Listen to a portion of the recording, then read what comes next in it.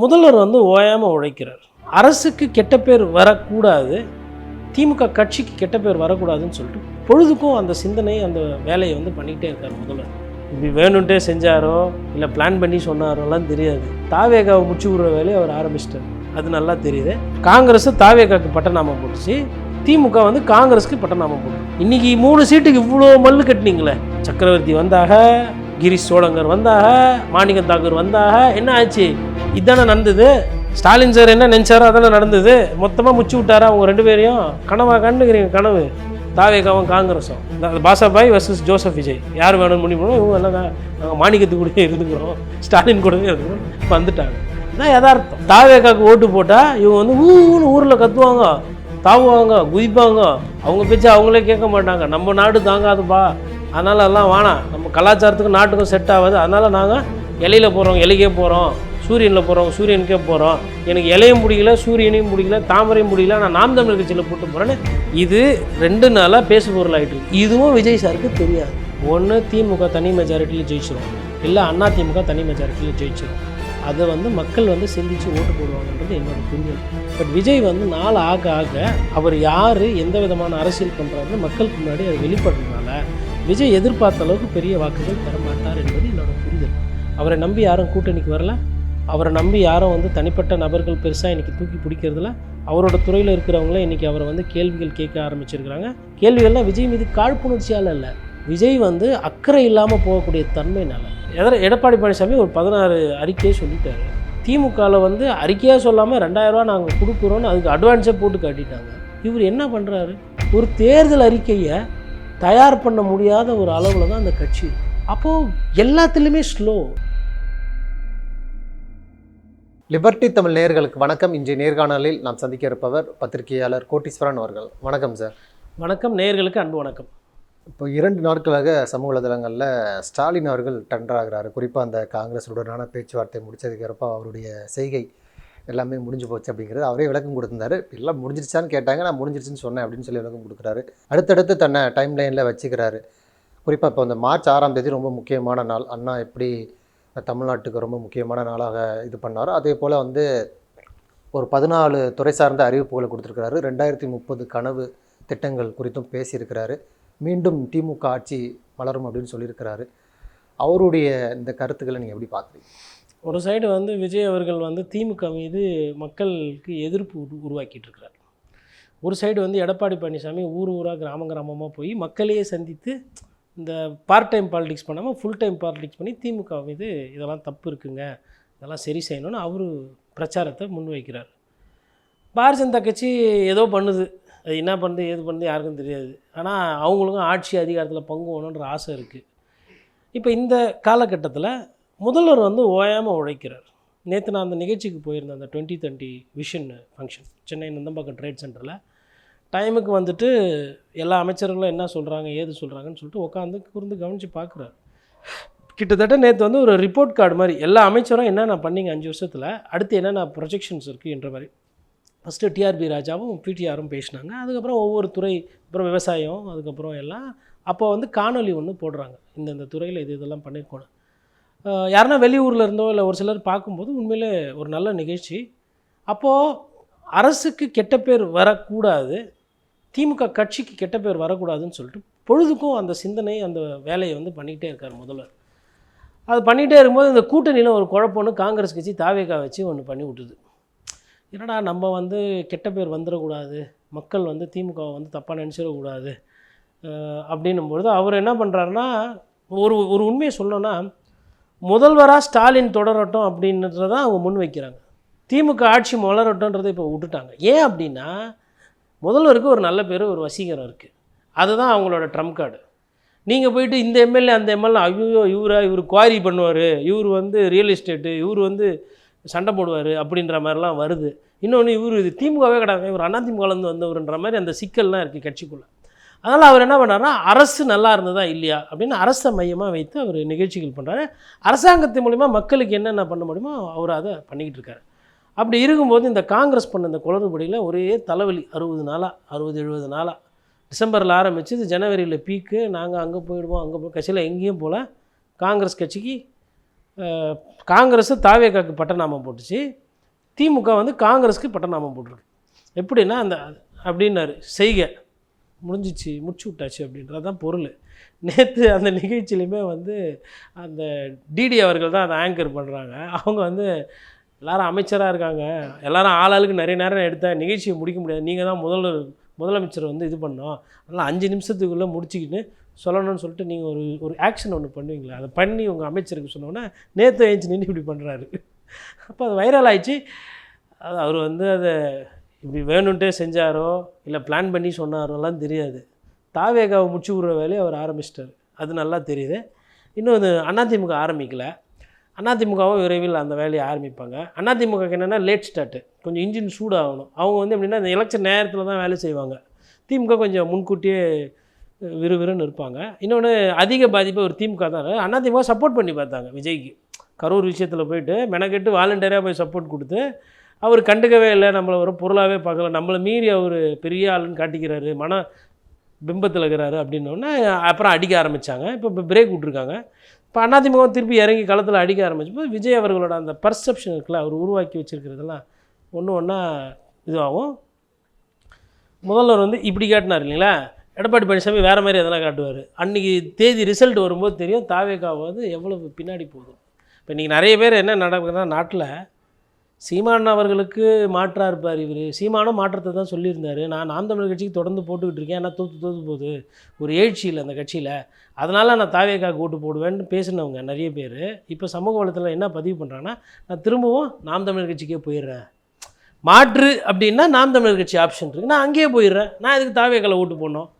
ஒரு சிலர் என்ன சொல்கிறாங்க, என்னப்பா திமுக சரி இதெல்லாம் பண்ணாங்க, இவரும் பிஜேபி கூட கூட்டணி வைக்கல, சரி திமுகக்கே ஓட்டு போட்டு போர் அடிக்குது, ஒருவேளை பிஜேபியில் கூட்டணி சேரல, விஜய் புதுசாக வராரு, ஒரு வாட்டி பார்ப்போமே, பெரியாரெல்லாம் படம் வச்சுருக்கிறாரு, காமராஜர் படம் வச்சுருக்காரு, வேலுநாச்சியார் எல்லாம் பேசுகிறாரு, போடுவோமேன்னு சொல்லிட்டு முடிவு பண்ணியிருந்தாங்களே. அவங்களும் நிறைய பேர் என்ன பண்ணாங்க, நல்லதோ கெட்டதோ நான் சூரியன்லேயே போட்டுக்கிறேன்னு. ரெட்டலையை பொறுத்தவரை எடப்பாடி பழனிசாமி என்னன்னாங்க, எப்பா அவர் இவர் மாதிரி நடிகர் இல்லை, சாங்கு பண்ணல, வைப்பு பண்ணல, ஆனால் அதிமுக ஒரு பெரிய கட்சி, நாங்கள் வந்து அதிமுகவுக்கு மாற்றா இவர் வருவாருன்னு பார்த்தா இவர் அதை விட மோசமாக இருக்காது, இதுக்கு அதிமுகவே பரவாயில்ல, நான் திமுக ஓட்டு போடுவேன், அதனால் அதிமுகவே போட்டுறேன். அப்போது எல்லாருமே அந்தந்த கட்சிக்காரங்க யாரெல்லாம் விஜய்க்கு ஓட்டு போடணும்னு நினைச்சாங்களோ, இல்லை கட்சிக்காரங்களை விட அந்த ஆர்வமாக இருப்பாங்க இல்லைங்களா, புதுசாக நிறைய பேர் என்ன மனநிலைக்கு வராங்கன்னா, தாவேகாவுக்கு ஓட்டு போட்டால் இவங்க வந்து ஊரில் கத்துவாங்க, தாவுவாங்க, குதிப்பாங்க, அவங்க பேச்சு அவங்களே கேட்க மாட்டாங்க, நம்ம நாடு தாங்காதுப்பா. அப்புறம் அந்த பெண்களை நினச்சா இன்னும் பயமாக இருக்குது. ஃபஸ்ட்டு காலில் கேட்டால் தங்கச்சி அக்கானுது, அப்புறமா கேட்டால் வேறு மாதிரி இருந்து, அதனால் எல்லாம் வேணாம், நம்ம கலாச்சாரத்துக்கும் நாட்டுக்கும் செட் ஆகாது, அதனால் நாங்கள் இலையில் போகிறோம் இலைக்கே போகிறோம், சூரியனில் போகிறோம் சூரியனுக்கே போகிறோம், எனக்கு இலையும் பிடிக்கல சூரியனையும் பிடிக்கல தாமரையும் பிடிக்கல, நான் நாம் தமிழர் கட்சியில் போட்டு போகிறேன்னு இது 2 நாளாக பேசு பொருளாகிட்டு இருக்கு. இதுவும் விஜய் சாருக்கு தெரியாது. இது எங்கே பேசு பொருளாகுது, இளம் பட்டாளத்துக்கிட்ட. அவர் யாரை நம்பிக்கிட்டு இருக்காரு, வயது அதிகமாக இருக்கிறவர்கள். நானுமே இதே சமுதாயத்தில் தான் இருக்கிறேன்.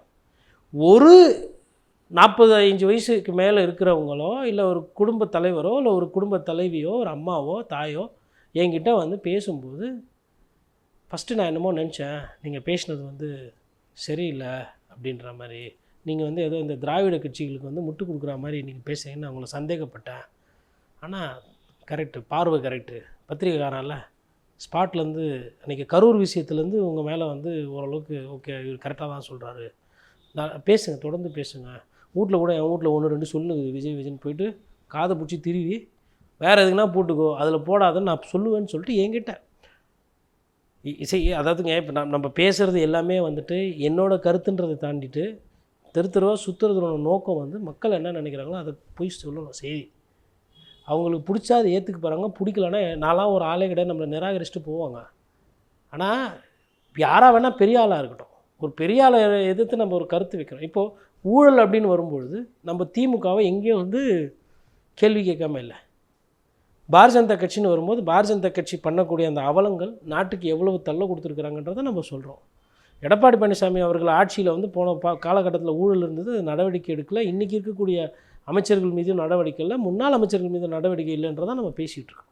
அப்போ நாட்டில் வந்து நம்ம எல்லாத்தையும் சொல்லிட்டோன்னா பிரச்சனை கிடையாது, அவங்கவுங்க பார்த்து முடிவு எடுத்துக்க போகிறாங்க. பத்திரிகாரனா என் வேலை என்ன, விசில் ப்ளோவராக நம்ம அரசில் நடக்கக்கூடிய தவறுகள், அரசில் ஒரு செட்டு நல்லா இருக்குன்னா அது நல்லா இருக்குன்னு சொல்லுவோம். ஆனால் இது நல்லாவும் இல்லை இது மோசமாக அந்த படத்தில் ஒன்று சொல்லுவாங்க, இந்த ஒரு ஒரு ஒரு சீனில் ஒரு கொலை ஆகி போயிடும் பாரில். சார் அவன் ஒரு பெரிய ஐட்டம் இல்லை, அவன் ஒரு பெரிய குள்ளமும் இல்லை, அவன் பெரிய கலரும் இல்லை, பெரிய இதுவும் இல்லை அப்படின்னு எஸ்ஐ பயங்கர சூடாவார். அப்புறம் சொல்லுவார், சார் இவன் போதகை சார், இது வந்து தப்பாக உளறின்னு, இது ஃபஸ்ட்டு இதை தெத்தி விடுங்கன்னு. அந்த மாதிரி அரசியல் போயிடக்கூடாது. நடுவில் கூட நக்கீரன் கோபால் அவர்கள் ஒரு குற்றச்சாட்டு ஒன்று வச்சுருந்தார். ஐயா நல்லக்கண்ணோட இந்த இதில் போகும்போது நைட்டு வந்து ஒருத்தர் வந்தார், பக்கத்துலேயே நிற்க முடியலன்னு. பொது வாழ்க்கையில் இருக்கிறவங்க இந்த மாதிரி கெட்ட பேர் வர்றதுக்கு விடக்கூடாது. அப்போது யாரோ ஒருவேளை அவர் சொல்கிறது பொய்னா நீங்கள் வந்து அவர் மேலே ஒரு அவதூறு வழக்கு போடும்.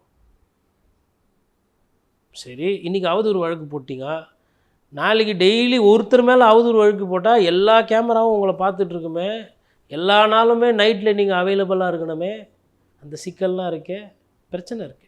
அதனால் வந்து அவர் வந்து தன்னோட போக்கை கொஞ்சம் மாற்றிக்கணும். இப்போ பாருங்கள், இப்போ கர்நாடகாவில் இந்த மாதிரி செய்தி, சோஷியல் மீடியா பேன் பண்ணணுன்னு. ஆந்திராவில் நாங்கள் 13 வயசுக்கு பண்ணுவோங்க. இவர் ஒரு பாலிசி. இன்னொன்று, தேர்தல் வருது. எடப்பாடி பழனிசாமி ஒரு 16 அறிக்கையே சொல்லிட்டார். திமுகவில் வந்து அறிக்கையாக சொல்லாமல் 2000 ரூபா நாங்கள் கொடுக்குறோன்னு அதுக்கு அட்வான்ஸே போட்டு காட்டிட்டாங்க. ஒரு சில விஷயங்களை பண்ணிகிட்டு இருக்கிறாங்க. இவர் என்ன பண்ணுறாரு, ஒரு தேர்தல் அறிக்கையை தயார் பண்ண முடியாத ஒரு அளவில் தான் அந்த கட்சி இருக்குது. தேர்தல் அறிவிப்போ இல்லை அறிக்கையோ முன்கூட்டியே அதை வெளியிட்டு அதை போய் பிரச்சாரம் பண்ணலாம்ல. அப்போது எல்லாத்துலேயுமே ஸ்லோ, எல்லாத்துலேயுமே லேட்டு. அரசியல் புரிதல் இல்லை, அரசியல் பக்குவம் இல்லை. ஆனால் ஆசைப்படுறது முதலமைச்சர் நாற்காலி. அது மக்கள் பார்த்துக்கிட்டு இருக்கிறாங்க. இப்போது ஆளுநருடைய மாற்றம் குறித்தும் பல்வேறு விவாதங்கள் வருது. குறிப்பாக அந்த தேர்தலுக்கு முன்னாடி 1 மாதம் இருக்கும் பொழுது ஆளுநரை மாற்றுறாங்க. கடந்த முறை வந்து வித்யாசாகராக இருக்கும் பொழுது இதே போல் தான். அவர் வந்து இங்கே மட்டும் கிடையாது, நியமன ஆளுநராக தான் இருந்தார். சசிகலா அவர்கள் வந்து பெரும்பான்மையாக எம்எல்ஏக்களோடு போகும்பொழுது பதவி பிரமாணம் செஞ்சு வைக்கலைங்கிற ஒரு குற்றச்சாட்டு இருக்குது. அதே நிலை இந்த தேர்தல் முடிஞ்ச பிறகு ஏற்பட வாய்ப்பு இருக்குது. யாருக்கு வந்தால் கூட இந்த ஆளுநரை வைத்து ஒரு ஆட்டம் காட்டலாங்கிற ஒரு முடிவில் பாஜக இருப்பதாக சொல்கிறாங்களே, அது குறித்து உங்களுடைய பார்வை? பாஜகவுக்கு ஆசை நிறைய இருக்கும். மக்களுக்கும் இங்கே தமிழகத்தில் அரசியல் தெரிஞ்சவங்க அந்த மாதிரி ஒரு நிலைமைலாம் வராது. ஒன்று திமுக தனி மெஜாரிட்டியில் ஜெயிச்சிரும், இல்லை அதிமுக தனி மெஜாரிட்டியில் ஜெயிச்சிரும். அதை வந்து மக்கள் வந்து சிந்தித்து ஓட்டு போடுவாங்கன்றது என்னோடய புரிதல். ஒரு சிலர் என்ன சொல்கிறாங்க, குறிப்பாக வட இந்தியாவிலேருந்து வரக்கூடிய பத்திரிகையாளர்லாம் இந்த கூட்டத்தை இதெல்லாம் பார்த்தோன்னே இந்த ஆரவாரம் திமுகவோட கூட்டத்திலேயோ அதிமுக கூட்டத்திலேயோ இந்த ஆரவாரம் இல்லை. இந்த ஆரவாரம் இல்லாதனால அவங்க என்ன நினைக்கிறாங்கன்னா, ஒரு 20-30 சீட்டு விஜய் வாங்கலாம் அப்படின்னு அவங்களே நினச்சிக்கிறாங்க. மனசில் ஒன்று தோணும் இல்லைங்களா, அதை வந்து அப்படியே வெளிப்படுத்துறது. அந்த மாதிரி வந்து இருக்கா இல்லையான்றது இங்கே தங்கி நீங்கள் தொகுதியாக போய் பார்த்து மக்கள்கிட்ட பேசும்போது உள்ளூர் பிரச்சனை என்ன, இந்த வேட்பாளருக்கு நல்ல பேர் இருக்கா கெட்ட பேர் இருக்கா, சின்னம் டு சின்னம் எப்படி போகும், சமூகமாக எப்படி வாக்களிக்க போகிறாங்க, இல்லை யார் ஓட்டுக்கு காசு கொடுக்குறாங்க, யார் தப்பு தண்டா செய்கிறாங்க, இதெல்லாம் இவ்வளோ விஷயம் இருக்குங்க. இதெல்லாம் வச்சு தான் வந்து ஒரு ரிசல்ட் வரும். அப்படி இருக்கும்போது அவங்க என்ன நினைக்கிறாங்கன்னா, தொங்கு சட்டமன்றம் வந்துடும். சமீபத்தில் கூட 2 நாள் முன்னாடி சென்னையில் ஒரு பத்திரிகையாளர் சந்திப்பில் அது மாதிரி பார்லிமெண்ட்டு சட்டமன்ற தொகுதியில் வந்து ஹங்கு வர்றதுக்கு அதாவது தனி மெஜாரிட்டி யாருக்கும் வராமல் போகிறதுக்கு வாய்ப்பு இருக்குன்ற மாதிரி சொல்கிறாங்க. அதில் நான் முற்றிலும் முரண்படுறேன். ஏன்னா தமிழக மக்கள் வந்து நல்லா சிந்தித்து வாக்குகளிக்கக்கூடியவர்கள். இல்லை, அந்த கணக்கு வச்சு தான் ஆளுநர் இன்னும் நியமிக்க ஓட்டு வீணாக போகக்கூடாதுன்னு நினைக்கிறவங்க நிறைய பேர் இருக்கிறாங்க. ஒரு தொகுதியை பார்த்தோன்னே அந்த தொகுதியில் அதிமுக ஜெயிக்குமா திமுக ஜெயிக்குமா அப்படின்றத கணிப்பாங்க. அந்த வேட்பாளரை பார்ப்பாங்க. இந்த வேட்பாளரை வச்சு பார்க்கும்போது 3-4% தான் வித்தியாசம் திமுகவுக்கும் அதிமுகவுக்கும், இல்லை ஆளுங்கட்சிக்கும் எதிர்கட்சிக்கும். கடந்த காலத்தில் இருக்குது. இப்போ விஜய் அவர்கள் உள்ளே வந்ததுனால அது பேசு பொருள் அதிகமாக இருக்குது. பட் விஜய் வந்து நாள் ஆக அவர் யார் எந்த விதமான அரசியல் பண்ணுறாருன்னு மக்களுக்கு முன்னாடி அது வெளிப்படுறதுனால விஜய் எதிர்பார்த்த அளவுக்கு பெரிய வாக்குகள் பெறமாட்டார் என்பது என்னோடய புரிதல். அவரை நம்பி யாரும் கூட்டணிக்கு வரல, அவரை நம்பி யாரும் வந்து தனிப்பட்ட நபர்கள் பெருசாக இன்றைக்கி தூக்கி பிடிக்கிறதில்ல. அவரோட துறையில் இருக்கிறவங்களே இன்றைக்கி அவரை வந்து கேள்விகள் கேட்க ஆரம்பிச்சிருக்கிறாங்க. கேள்விகள்லாம் விஜய் மீது காழ்ப்புணர்ச்சியால் இல்லை, விஜய் வந்து அக்கறை இல்லாமல் போகக்கூடிய தன்மைனால. அப்புறம் அவருக்கு கூட்டணி அமைக்கலை. அவர் எத்தனை இடத்துல 214 தொகுதியில் எந்த அளவுக்கு வேட்பாளர், தரமான வேட்பாளர்கள், தயாரான வேட்பாளர் போடுவார்னு தெரியல. டைம் வந்து அவருக்கு போகுது. இப்போது கே நேரு இருக்கிறாரு, ஊழல் குற்றச்சாட்டுலாம் ஒரு சைடு இருந்தாலும் ஒரு ஹெவி வெயிட். இப்போ சேகர்பாபுனா ஒரு ஹெவி வெயிட்டு. அப்போ ஒரு ஹெவி வெயிட்டை நீங்கள் வந்து அந்த இடத்துல போய் அவங்கள அந்த தொகுதியில் தோக்கடிக்கணும், இல்லை அவங்களோட மூமெண்ட்டை கர்டைல் பண்ணால் அதுக்கேற்ற வேட்பாளர் இருக்கும். அந்தளவுக்கு வேட்பாளர் உங்கள்கிட்ட இருக்கா? இப்போ இதே அந்த சைடு எடுத்திங்கன்னா எஸ்பி வேலுமணி, தங்கமணி, சி.வி. சண்முகம் போன்றவர்கள்லாம் அந்த கட்சி விஷயத்தில் ஸ்ட்ராங்காக இருப்பாங்க. அப்போ அவங்களுக்கு நிகராக அரசியல் செய்யறதுக்கு உங்ககிட்ட எவ்வளோ ஆள் இருக்குது? இன்றைக்கி நீங்கள் வச்சுருக்கிறது எல்லாமே அதிமுகலேருந்து கைட்டி விட்டப்பட்டவங்க. யாரும் அதிமுகவில் பொறுப்பில் இருக்கிறவங்க வரல. அதிமுகலேருந்து நீக்கப்பட்டவர்கள், அதிமுகலேருந்து வெளியில் போனவங்க, அவங்க தான் வந்து சேர்ந்துருக்குறாங்க. அப்போ என்னன்னா, எனக்கு இந்த கார்டு வேணால் நான் தூக்கி போட்டேன், நீ எடுத்து வச்சுக்கோ, உனக்கு ரம்மி சேர்ந்தா சேரட்டும், சேராமல் போட்டோம், என் கார்டு இது வேணாம், எனக்கு இந்த கார்டு போதுன்னு வச்சு ஆடின்னு இருக்கிறாங்க. அவங்கள தான் எடுத்து வச்சுருக்கிறாரு. அவரை நம்பி ஓபிஎஸ் போல், அவரை நம்பி பிரேமலதா விஜயகாந்த் அவர்கள் போல், அவரை நம்பி அண்ணன் திருமாவளவன் போல், சசிகலா என்ன, அதாவது இன்றைக்கி பிரச்சனை. ஆனால் விஜய் நம்பியோ இல்லை விஜய்கிட்ட எதுவும் பேசுகிறாங்கன்ற மாதிரி எதுவும் செய்தி வரலையே. ஐயா ராமதாஸ் அவர் எங்கே போகிறதே தெரில, சூழ்நிலை அதான். அவர் விஜய் சூப்பர், விஜய் தாவேகாவோட கூட்டணி சொல்லலாம்ல, கூட்டணியே கிடைக்காமல் இருக்குது. அங்கேயும் கூட்டணி இல்லை, இவருக்கும் போகிறதுக்கு இடம் கரெக்டாக அமையல, போய் சேரலாம்ல. நான் சும்மா இருந்தாலும் இருப்பேன், உன் கூட வரமாட்டேன் அப்படின்னுலாம் இருக்கிறாங்கல்ல. இப்போ இதெல்லாம் அவர் உணராமல் தானே இருக்கிறார். இதெல்லாம் உணராமல் தான் அவர் என்ன பண்ணுறாருன்னா ஃபங்க்ஷனுக்கு போகிறது, கல்யாணத்துக்கு போகிறது. அப்போது அங்கே சிக்கல்னால் அவருக்கு அந்த நடைமுறை பிரச்சனைகள் நிறைய விஷயம் தெரியல. இதெல்லாமே வந்து அவருக்கு வந்து இந்த தேர்தலில் வந்துட்டு ஒரு பாடத்தை கொடுக்கும். By then it will be too late. Stalin sir காமிச்சார்ல, கத்தம் ஓகையா முடிஞ்சிடும். இப்போ இறுதியாக இப்போது நீங்கள் அதிமுக பற்றி சொன்னீங்க. இப்போது என்டிஏ ஆட்சி தான் தொடர்ந்து வரணும்னு சொல்லி மோடி சொல்கிறாரு. அதே போல் இப்போ பீகாரில் என்டிஏ ஆட்சி தான் நடக்குது. நிதிஷ்குமார் ராஜினாமா பண்ணியிருக்கிறாரு. இப்போது இதே நிலை, நிதிஷ்குமாருடைய நிலை தான் வருங்காலத்தில் எடப்பாடிக்கு ஏற்படும் அப்படின்னு ஒரு பிரச்சாரம் அங்கே மேற்கொள்கிறாங்க இல்லையா? அது இந்த தேர்தலில் அவருக்கு மிகப்பெரிய பின்னடைவாக பார்க்கலாமா? இன்னைக்கு காலைல கூட திருமாவளவன் அவர்கள் வந்து இன்னைக்கு காலையிலே நேற்றான்னு தெரியல, ஒரு இடத்துல வந்து எடப்பாடி பழனிசாமி உஷாராக இருக்கணும் அப்படின்ற மாதிரி ஒரு சொல்லியிருக்காரு. அந்த கருத்து வந்து கிட்டத்தட்ட கரெக்டான கருத்து தான். ஏன்னா பாரதிய ஜனதா கட்சியை பொறுத்தவரையிலும் தமிழக அரசியலில் அவங்களுக்கு இடம் இல்லைன்றது ஒரு நிதர்சனமான உண்மை. அவங்க தூக்கி பிடிக்கக்கூடிய அந்த இந்துத்துவ கொள்கைகள் வந்து ஹிந்து மதத்துக்கு எதிரானதுன்றது என்னோடய புரிதல்.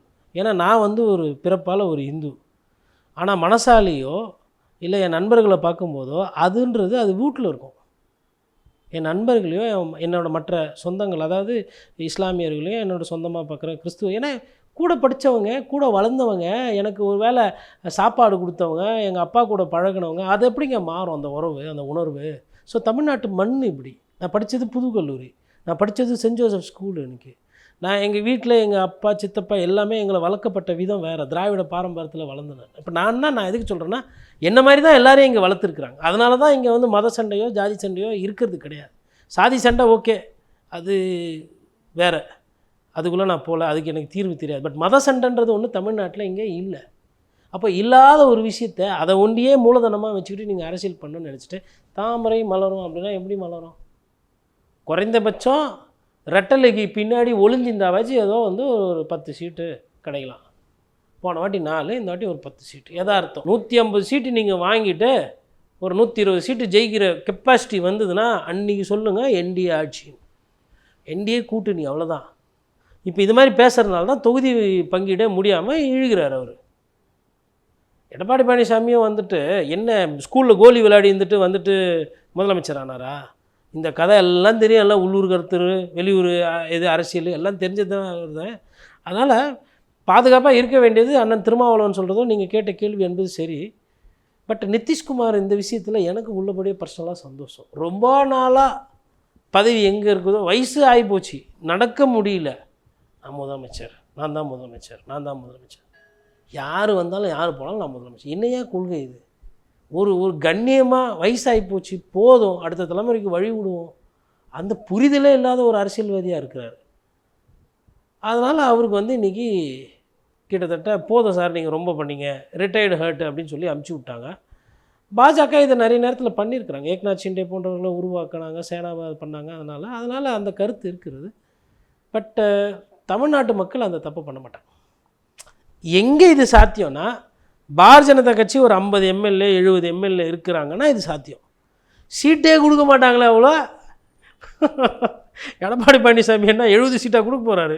நீங்கள் ஒரு 50 சீட்டு ஜெயிக்கிறதுக்கு அதில் ஒரு வேளை ஒரு ப்ராக்டிக்கலாக சொல்கிறேன் நான், 70 சீட்டு வாங்கிட்டு அதில் நடக்காத ஒரு விஷயம் அபூர்வம், 50 சீட்டு நீங்கள் ஜெயிச்சிட்டிங்கன்னா அதுக்கு சாத்தியம்.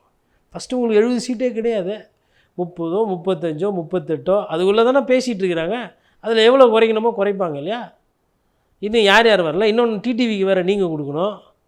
டிடிவினா தாமரையில் நிற்க போகிறாரு. இப்போது என்டிஏ மூலிமா ஒன்று சேர்ந்துக்கிறாங்க. இவங்க எல்லாமே அரசியல்வாதி. யார் எப்போ வேணால் எந்த ரூபத்தை வேணால் எடுப்பாங்க, அது ஒன்று. ஆனால் அதை தாண்டி மக்கள் வந்து இங்கே இப்போது 10 எம்எல்ஏ தான் இருக்காங்கன்னு வச்சுக்கோங்களேன். பாரதிய ஜனதா கட்சிக்கு ஒரு பேச்சுக்கில் ஒரு 15 எம்எல்ஏ அதிகபட்சமாக இருக்கிறாங்கன்னா, இந்த 15 எம்எல்ஏ வச்சுட்டிங்கன்னா அரசியலோட புரட்டிடுவீங்களா? அது சாத்தியம். மக்கள் அது விட மாட்டாங்க. மக்கள் வந்து ரொம்ப தெளிவாக இருப்பாங்க. ரெட்டலை ஒரு தொகுதியில் நிற்கிதுன்னா அதனுடைய வீரியம், அதனுடைய வாக்கு விகிதாச்சார தன்மை வேறையாக இருக்கும். அங்கே வந்து தாமரைக்கு கொடுக்குற அதே முக்கியத்துவம் அங்கே கொடுக்க மாட்டாங்க. அப்போ தனிப்பட்ட முறையில் தாமரை வேட்பாளரும் உழைக்கணும் எக்ஸ்ட்ராவாக. ஒன்று. இப்போ இந்த சைடு உதயசூரியன் ஒரு தொகுதியில் நிற்கிதுன்னா அதனுடைய வீரியம் தன்மை வேறு. அங்கே போய் கை சின்னம் பக்கத்தில் நிற்கிதுன்னா, அப்பா பழைய இந்தி திணிப்பு பண்ணிட்ட, நாங்களும் சரி கூட்டணிங்கிறத மறந்துட்டோம், நீட்டு நீ தான் கொண்டு வந்த, இதெல்லாம் தெரியாதா? மத்திய அரசு தேசிய கட்சிகள் என்னென்ன ஓரவஞ்சனை தமிழ்நாட்டு மக்களுக்கு பண்ணிருக்குன்னு நன்கு உணர்ந்தவர்கள். அதனால தான் இவங்களை கூட்டணியில் சின்ன கட்சியாக வச்சுருக்கிறது. மக்கள் எப்படி திராவிட கட்சிகள் சின்ன கட்சியாக வச்சுருக்கோம், மக்களும் அதேமாதிரி சின்ன கட்சியாக வச்சுக்குவாங்கன்றது என்னோடய புரிதல். அவங்கள எக்காரத்து கொண்டும் ஒரு இப்போ காங்கிரஸ் கூட சரிங்க, 18 எம்எல்ஏ வந்ததுனால தானே இந்த வாட்டி 45, 48 கேட்டிங்க. 40 தொகுதி 18 குறையுதுன்னா இடைத்தேர்தல் நிற்க முடியாது, ஏன்னா பணம் செலவு பண்ண முடியாது. அங்கே திமுக பணத்தை செலவு பண்ணி ஐயா இவிகேஎஸ் தொகுதியில் நிற்கணும். உங்கள் தொகுதி தானே அது. இன்றைக்கி 3 சீட்டுக்கு இவ்வளோ மல்லு கட்டினீங்களே. சக்கரவர்த்தி வந்தாக, கிரீஷ் சோடங்கர் வந்தாக, மாணிக்கம் தாக்கூர் வந்தாக. என்ன ஆச்சு? இதுதானே நடந்தது. ஸ்டாலின் சார் என்ன நினச்சாரோ அதானே நடந்தது. மொத்தமாக முச்சு விட்டாரா அவங்க 2 பேரையும்? கனவா கண்டுக்கிறீங்க கனவு தாவேகாவும் காங்கிரஸும். அதுதான் ஒன்று. இந்த பாஷாபாய் வேணுமா இல்லை அந்த ஆண்டனி வேணுமா, நீயே முடிவு பண்ணிக்கோ. அந்த பாஷாபாய் வர்சஸ் ஜோசப் விஜய் யார் வேணும்னு முடிவு பண்ணோம். இவங்க எல்லாம் நாங்கள் மாணிக்கத்து கூடவே இருந்துக்கிறோம், ஸ்டாலின் கூடவே இருந்துக்கிறோம் வந்துட்டாங்க. இதுதான் யதார்த்தம். இந்த யதார்த்த அரசியலே தெரியாமல் ஒரு சிலர் அரசியல் பேசிகிட்டு இருக்கிறாங்க. அதனால் வந்து நம்ம பார்ப்போம். நீங்கள் சொன்ன அந்த நிலைமை வந்து ஃபர்ஸ்ட் ஆஃப் ஆல் நிதிஷ்குமார் மாதிரி நினைவு தப்புற அளவுக்கு இங்கே யாரும் அரசியல்வாதி இல்லை. ஓரளவுக்கு ஆக்டிவாக தான் இருக்கிறாங்க இபிஎஸை பொறுத்த வரலாம். அந்த மாதிரி ஒரு சூழ்நிலை வரும்போது சரிங்க, நீங்கள் எடப்பாடி பழனிசாமி தேர்தல் தோல்விகள் பார்க்குறீங்க. நான் என்ன பார்க்குறேன்னா, செங்கோட்டையனை முடிச்சு விட்டாப்புல, ஓபிஎஸ்ஸை முடிச்சு விட்டாப்புல, டிடிவி தினகரன் அப்போ பஞ்சாயத்தாகி முடிச்சு விட்டு அதுக்கப்புறம் இப்போ இன்றைக்கி தேவைன்னும் போது சேர்ந்துக்கிட்டாரு, சசிகலாவை முடிச்சு விட்டார். ஸோ அப்போ அவரோட சண்டையில் வந்து அவர் யார் யாரெல்லாம் முடிச்சு விடணும். அப்போ இவரை மறந்துட்டோமே, சின்னவர் அண்ணாமலைஜி முடிச்சு விட்டார். இப்போ அண்ணாமலை தானே எல்லா இடத்துலையும் போயிட்டு என்ன சொல்கிறாரு, முதலமைச்சர் வேட்பாளர் பழனிசாமி அவர்கள் சொல்கிறாரா இல்லையா? ஏன் அது முன்னாடி தெரியல, இப்போ தெரியுது. அப்போது இப்போ அண்ணாமலைக்கு பண்ணது நாளைக்கு அமித்ஷாக்கும் பண்ண மாட்டாருன்னு நோக்கம். அமித்ஷா கூட வந்து கூட்டணியில் பிச்சுன்னு வந்தவர் தானே. மக்கள் ஒருவேளை அதிமுகவுக்கு கம்மியாக ஓட்டு போட்டு சிக்கலில் போய் நிற்கிது, அதிமுக வந்து ஒரு 90-95 சீட்டு வருது, தொங்கு சட்டமன்றம் வருது அப்படின்னா நீங்கள் சொல்கிற அந்த விஷயங்கள்லாம் நடக்கும். பாரதிய ஜனதா கட்சி வந்து இந்த வேலையெல்லாம் பண்ணோம். மக்கள் அந்தளவுக்கு விட மாட்டாங்க. ஒன்று திமுகவுக்கு நல்ல ஓட்டு வித்தியாசம் கொடுத்துருவாங்க, இல்லைன்னா அதிமுகவுக்கு நல்ல ஓட்டு வித்தியாசம் கொடுத்துருவாங்க. அதனால் மக்களே முடிவு பண்ணிக்குவாங்க. ஆளுநர்களாம் வேலை இருக்காதுன்றது என்னோட புரிதல். நன்றி. நிறைய நல்ல பயனுள்ள தகவல்களை நேயர்களுக்கு சொல்லியிருக்கீங்க. உங்களுடைய நேரத்துக்கு மிக்க நன்றி. நன்றி.